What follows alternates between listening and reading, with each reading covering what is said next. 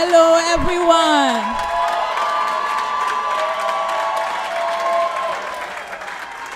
Welcome to New Day, your favorite weekend show on Signature TV. And this is a New Day special because we are also breaking a Guinness World Record for the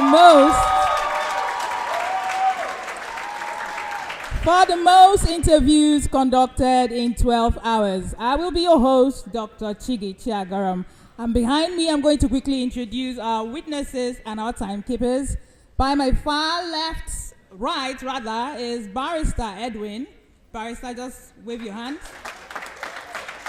Beside him is Barrister Ngozi Yosiobi. And then our timekeepers, Coach Pascal and Coach Uche. Put your hands together for them. And without further ado, I'd like to call up my first guest so that we can get into the business of the day. All right.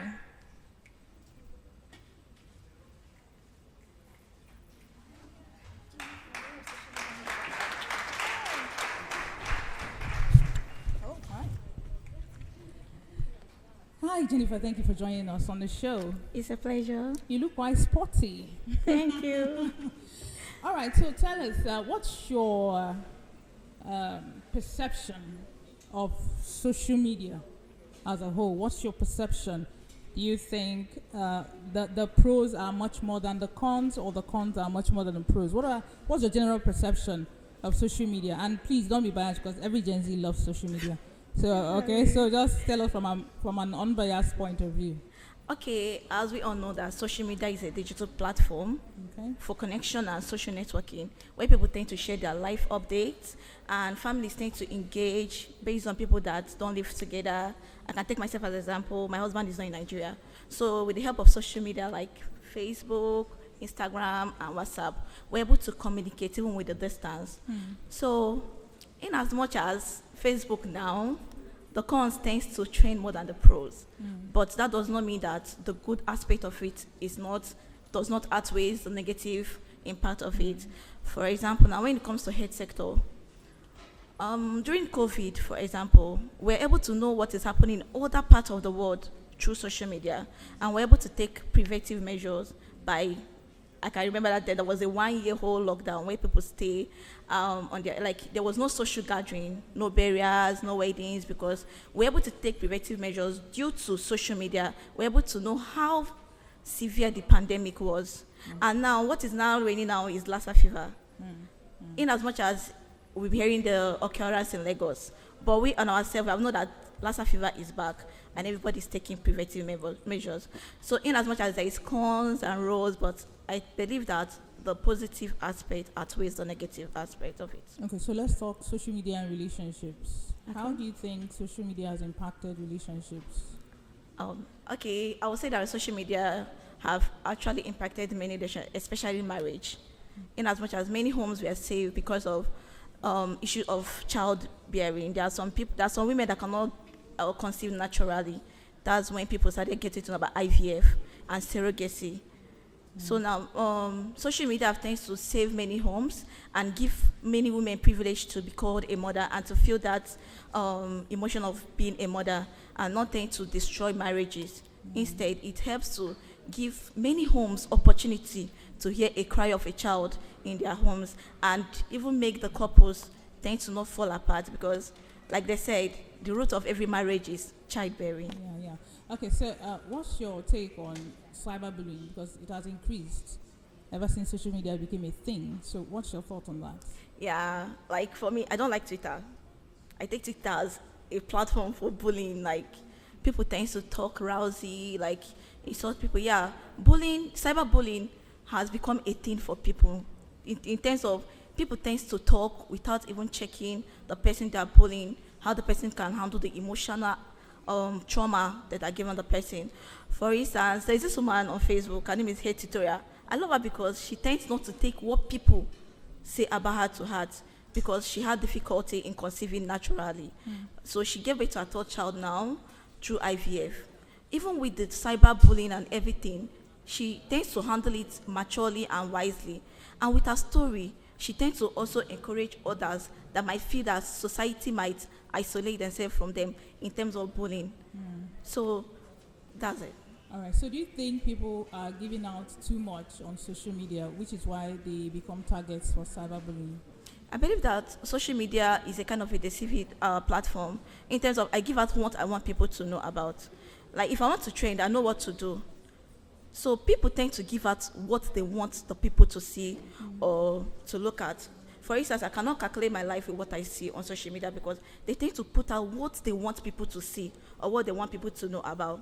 For instance, Vicky James, people were bashing her. She have been pregnant all this while she have been posting, but nobody know about it until she is ready to put it out there.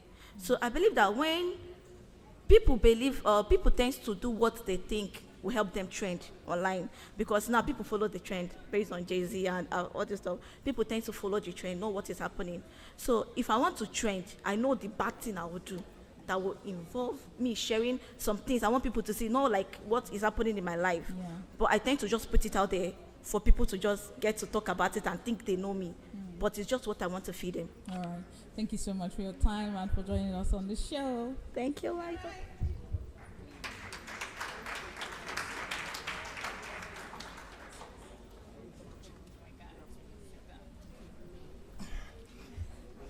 So you look well put together, by the way. Thank you very much. So tell us very briefly, you're a sports enthusiast. You love soccer. I know you that much. Yeah. Tell us the last incident with you playing soccer. Okay. The last incident I encountered in football was actually occurred on the 25th of December. I'm very, very enthusiastic when it comes to football, and I support Manchester United. So back there in the village, I used to play for them at every interval, at every village match, at every Christmas occasion. So I happened to play for my village against this tough team, and then I happened to get injured. And then it was actually devastating for me. At some point, I told myself I'm going to quit. But sitting here, I don't think I'm going to quit anytime soon. That's right. Can you tell us the nature of the injury that you sustained during that match? Okay, I sustained, a left eye injury. Meeting my doctor, she told me that, it was a trauma, actually, because, we went for the ball. Me and my opponent, we went for the ball. And then he landed me an elbow on my left eye. And then it was that bad. So on visiting my doctor, so she told me that I was very, very lucky that the inner part of my eye was not injured, but I had a hematoma, which of course my left eye was closed entirely. But I was lucky I got through it, and then I'm back here. Interestingly, you continued with that match regardless of the injury. Yes, I did. Would you say you're a persistent person and a resilient person? And is there any other activity or any other happening that you could use to say, oh, why I think I'm a resilient person? Yeah, I think in general, I'm very, very consistent, not just in football, but in everything I do in life. Take for instance, I'm a medical lab scientist. And then I've partnered, in the past with, companies that, they are premier suppliers of medical equipment. I've also, been trained with Reddit Nigeria when it comes to, disease surveillance of neglected tropical diseases. And then I have taken my duty as a scientist very personal. So when it comes to persistence and consistency, I'm there. I'm very, very hardworking. And then I'm very, very eager to, learn. So tell us quickly your work as a surveillance officer. What does it entail? You're explaining to a lay person. What does it mean to be a surveillance officer? Okay, in basic terms, what it means to be a surveillance officer is simply taking notes of how disease spread, of the occurrence, of the modalities and mortality of the disease, how far the disease have eaten up, how far the disease have spread across the society. So, over time, I have discovered that when you talk about epidemiology, you are talking about, taking cognizance of how this disease spread. Take, for instance, when I was trained, with Reddit Nigeria as a surveillance officer, we went to one local government in Delta State, and then we happened to discover that the level of Borrelia ulcer have spread across the society. So we started taking notes. We started, taking records of people who have, encountered this disease, people who have people who have been cured in the past, and people who are also prone to these diseases. So, in other words, surveillance means taking note of how this disease spread, the epidemiological data of this disease, and then how it can be controlled and prevented. So this skill now, how do you use it in maybe forecasting or predicting reoccurrence or re-emerging infection and diseases. Case in point, Lassa fever. Okay. How does surveillance help us to fight resurgence of diseases like Lassa fever? Okay. Take for instance, I think Lassa fever, the first occurrence of Lassa fever, I think that was in Abakaliki.